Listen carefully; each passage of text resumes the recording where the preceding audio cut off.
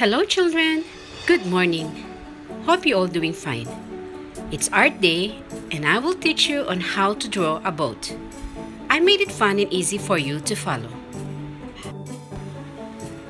We need pencil color or crayon, eraser, pencil, and a clean A4 paper. Don't forget to write your name, UKG A or B, and a day today. Let's begin. Draw a straight line, followed by a slanting line, then draw a standing line. This time you have to draw a triangle shape on both sides.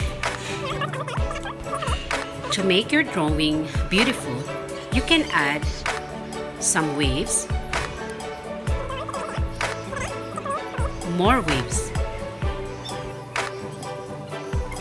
You can also draw a mountain, sun, clouds, or some birds.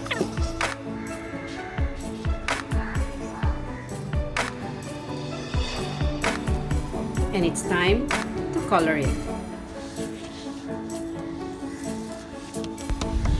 Now, our boat is done. Hope you have enjoyed, kids. See you all in the next class. Bye!